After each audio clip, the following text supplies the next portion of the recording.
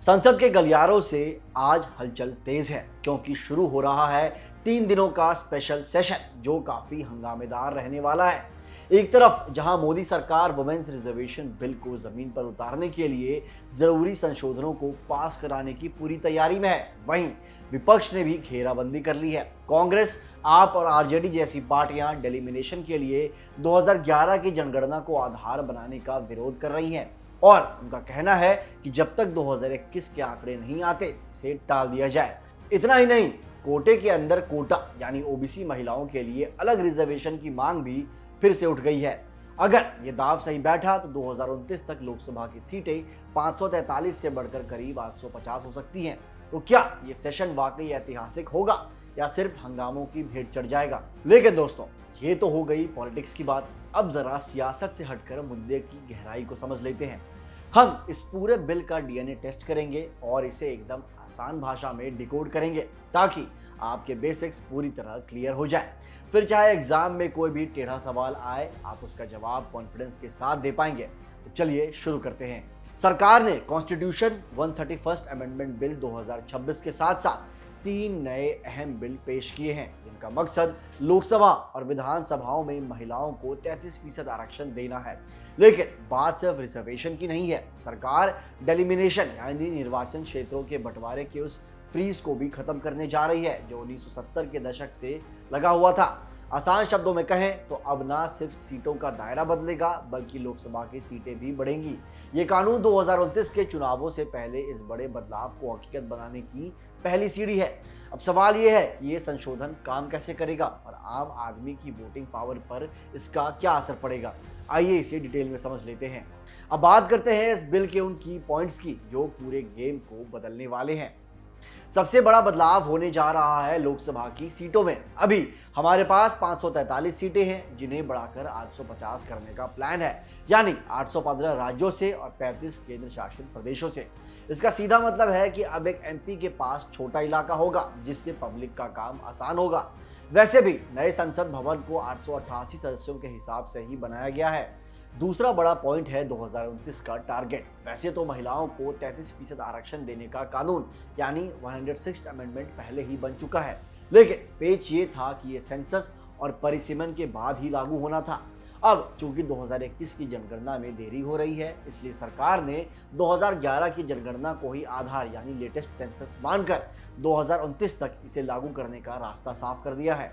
सबसे दिलचस्प बदलाव आर्टिकल 81 में है। अब सरकार पिछली जनगणना शब्द को हटाकर पार्लियामेंट को ये पावर दे रही है कि वो कानून बनाकर खुद तय कर सके कि किस जनगणना का डेटा का इस्तेमाल किया जाए। यानी अब ये प्रोसेस सिर्फ एक संवैधानिक फॉर्मेलिटी नहीं बल्कि संसद के फैसले पर निर्भर होगा। तो दोस्तों, ये थे वो टेक्निकल बदलाव जो आने वाले वक्त में भारत की राजनीति की तस्वीर बदलने वाले हैं। अब बात करते हैं परिसीमन यानी डेलिमिनेशन के स्ट्रक्चरल बदलावों की जो वाकई चौंकाने वाले हैं। सबसे बड़ा बदलाव आर्टिकल 82 में हो रहा है। पहले नियम था कि हर 10 साल की जनगणना के बाद सीटों के एडजस्टमेंट जरूरी था, लेकिन अब इस अनिवार्य लिंक को ही खत्म किया जा रहा है। यानी अब जनगणना और परिसीमन का साथ साथ होना जरूरी नहीं होगा। एक और बड़ा ट्विस्ट है बहुमत यानी मेजॉरिटी को लेकर। पहले परिसीमन को टालने या बदलने के लिए संसद में 2/3 यानी 2/3 बहुमत चाहिए होता था ताकि कोई भी सरकार अपनी मर्जी ना चला सके, लेकिन अब इसे घटाकर सिंपल मेजॉरिटी कर दिया गया है। इसका मतलब है कि भविष्य में कोई भी सत्ताधारी पार्टी अपनी सुविधा के हिसाब से परिसीमन का समय तय कर सकती है। इसके अलावा डेलिमिनेशन कमीशन 2026 का गठन तो होगा जो लेटेस्ट सेंसस और प्रशासनिक सीमाओं के आधार पर काम करेगा, लेकिन इसमें एक बड़ा पेच है। बिल में अभी तक ये साफ नहीं किया गया है कि अलग अलग राज्यों के बीच सीटों का बंटवारा किस फॉर्मूले से होगा। यानी कानूनी तौर पर अभी भी एक बहुत बड़ा गैप नजर आ रहा है। इतने बड़े बदलावों के साथ कुछ बड़ी चुनौतियां और चैलेंजेस भी जुड़े हैं जिन्हें नजरअंदाज नहीं किया जा सकता है। सबसे बड़ी टेंशन है कॉन्स्टिट्यूशनल टेंशन। हमारे संविधान का सिद्धांत है एक व्यक्ति एक वोट एक मूल्य, लेकिन अगर उत्तर भारत में सीटें बढ़ती हैं तो दक्षिण भारतीय राज्यों को डर है कि उनकी राजनीतिक ताकत कम हो जाएगी। सरकार के लिए इन दोनों के बीच बैलेंस बनाना एक बड़ा सिरदर्द होगा। दूसरी बात यह है कि अब परिसीमन संविधान के भरोसे नहीं बल्कि कानून यानी लेजिस्लेशन के भरोसे होगा। सुरक्षा कवच को कम करके सिंपल मेजॉरिटी का रास्ता अपनाना राजनीतिक दुरुपयोग का खतरा बढ़ा सकता है। साथ ही सेंसस में देरी भी एक बड़ा मुद्दा है। 2021 की जनगणना को छोड़कर 2011 के डेटा पर भरोसा करना एक जुगाड़ तो हो सकता है, लेकिन कोई पक्का समाधान नहीं। और आखिर में महिलाओं के लिए 2029 का टारगेट तभी पूरा होगा जब परिसीमन का ये पूरा प्रोसेस बिना किसी रुकावट के समय पर खत्म हो जाए। तो दोस्तों, ये थी इस पूरे बिल की बारीकियां। आपको क्या लगता है, क्या ये बिल भारतीय लोकतंत्र के लिए गेम चेंजर साबित होगा? कमेंट्स में अपनी राय जरूर दें। कुल मिलाकर दोस्तों, ये प्रस्तावित बिल भारत की चुनावी और संवैधानिक ढांचे के लिए एक बहुत बड़ा ट्रांसफॉर्मेटिव मोमेंट यानी क्रांतिकारी मोड़ है। एक तरफ सरकार की मंशा साफ है कि रिप्रेजेंटेशन में बड़े सुधारों को फास्ट ट्रैक किया जाए, लेकिन दूसरी तरफ सिस्टम का नियमों से हटकर संसद की मर्जी यानी डिस्क्रेशन पर शिफ्ट होना कई बड़े सवाल खड़े करता है।